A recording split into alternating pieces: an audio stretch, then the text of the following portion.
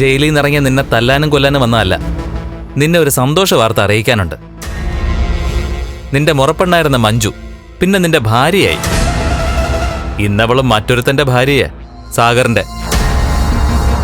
ആ വിവാഹത്തിന് സാക്ഷിയായത് ഞാനും ഇവനുമൊക്കെയാ. അതുകൊണ്ട് തന്നെ അവരെ പിരിക്കാൻ നിനക്കെന്നല്ല, നിന്റെ അപ്പച്ചിക്കെന്നല്ല, മനുഷ്യനായി പിറന്ന ഒരുത്തനും പറ്റില്ല.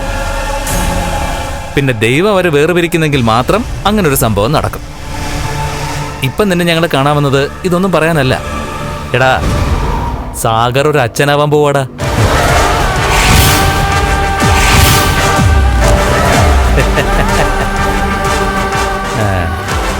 നിന്റെ മുറപ്പെണ്ണ് സാഗറിന്റെ കുഞ്ഞിനെ പ്രസവിക്കാൻ പോവാടാ.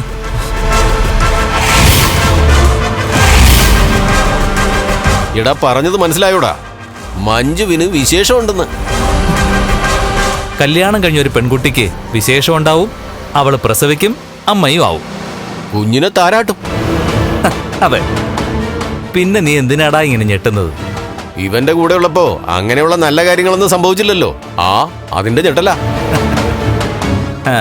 അതിനിവനൊരാണല്ലോ. അതുകൊണ്ടാണല്ലോ ഇപ്പോഴും അന്യന്റെ ഭാര്യയെ വേണോന്ന് പറഞ്ഞ് അവളുടെ പിന്നാലെ നടന്ന് കാലിലെ ചെരുപ്പ് തേക്കുന്നത്. അവൻ എന്റെ ഭാര്യയെ തട്ടിക്കൊണ്ട് പോകുമ്പോഴും എടാ, അവൾ അന്യന്റെ ഭാര്യയായിരുന്നു. പക്ഷെ അവളൊരു ഭാര്യയാണെന്ന് നമ്മൾക്ക് തോന്നിയില്ല നിന്റെ കൂടെ ജീവിച്ചപ്പോ. അതുകൊണ്ടാണ് അവള് സാഗറിനെ സ്നേഹിച്ചതും സാഗറിനൊപ്പം ജീവിക്കാൻ തീരുമാനിച്ചതും. അതെ, നിങ്ങളെല്ലാരും കൂടെ എന്നെ ചതിയിൽ പെടുത്തിയതാ. എന്ത് ചതി? കല്യാണത്തിന് മുമ്പ് നീ ഒരു പെണ്ണിനെ സ്നേഹിച്ചത് ചതിയല്ലേ? അവൾക്ക് നിന്റെ ഒരു കുഞ്ഞിനെ കൊടുത്ത ചതിയല്ലേ?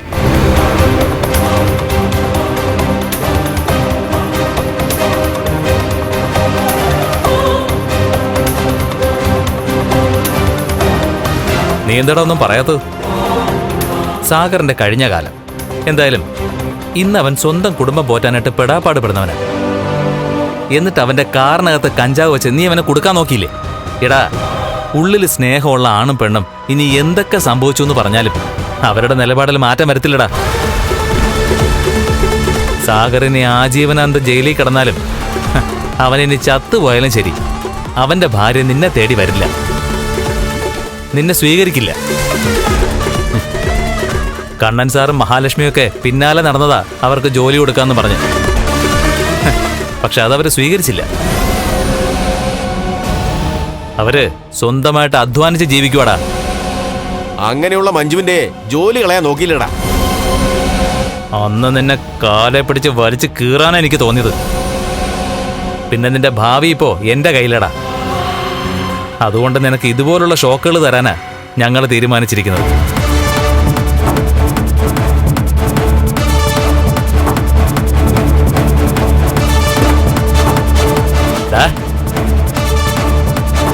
ഈ ദേഷ്യത്തില് നീ അടുത്ത ഉടായിപ്പോയിട്ട് ഇറങ്ങുമെന്ന് എനിക്കറിയാം. പോര്. പക്ഷെ അതിൽ നല്ല ഉടായിപ്പോയിട്ട് ഞങ്ങൾ നിന്റെ പിന്നാലെ തന്നെ ഉണ്ട്. ചെല്ല്.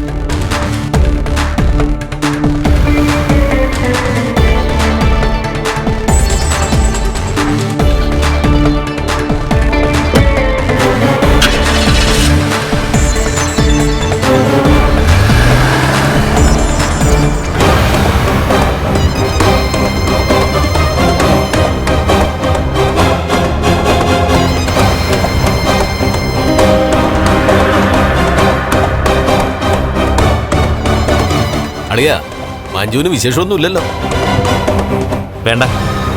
പക്ഷെ ഇപ്പോ അവൻ ഇങ്ങനെ ഒരു വാർത്ത കേൾക്കേണ്ടത് വളരെ വളരെ അത്യാവശ്യം. അത്രത്തോളം ദുഷ്ടനാവൻ. ഇത് മഞ്ജു പറയുമ്പോ അവക്ക് വിഷമാവൂ. എന്ത് വിഷമം? അവള് ചിരിക്കത്തേ ഉള്ളൂ. ഞാൻ സാഗറിനോട് സൂചിപ്പിച്ചിട്ടാണല്ലോ വന്നത്, നമ്മൾ കളിക്കുന്ന നാടകം എന്തായാലും കൂടെ നിൽക്കണമെന്ന്. ഇങ്ങനൊരു ഷോക്ക് അവന് കൊടുത്തേ പറ്റൂല്ലോ പസേ. മഞ്ജുവിന്റെ വയറ്റിലൊരു കുഞ്ഞുണ്ടെന്നറിയുമ്പോഴെങ്കിലും അവൻ അവളുടെ മേലുള്ള ശ്രദ്ധ വിടുന്നെങ്കിൽ വിടട്ടെ. അതിനവൻ ഉന്നം വെക്കുന്നത് മഞ്ജുവിനെയും മഞ്ജുവിന് ജനിക്കുന്ന കുഞ്ഞിനെയൊന്നും അല്ലല്ലോ. അവൾക്ക് കണ്ണൻ സാർ കൊടുക്കാൻ പോകുന്ന സ്വത്ത് മോഹിച്ചല്ലേ അവൻ നടക്കുന്നത്. കണ്ണൻ സാറിന് അനാഥാലയത്തിന് സമ്പത്തെല്ലാം തീരെഴുതി കൊടുത്താലും മേഘന് 4 അണ കൊടുക്കാൻ പോകുന്നില്ല. ഇനിയിപ്പോ കണ്ണൻ സാറിന് മഞ്ജുവിന് എന്തെങ്കിലും കൊടുത്താ അവളൊട്ട് മേഘന്റെ ജീവിതത്തിലേക്ക് കടന്നു ചെല്ലാൻ പോകുന്നുമില്ല. അതൊന്നും മനസ്സിലാക്കാതെ എന്തിനോ വേണ്ടി തിളയ്ക്കുന്നൊരു സാമ്പാറാ ഇപ്പൊ അവൻ. ആ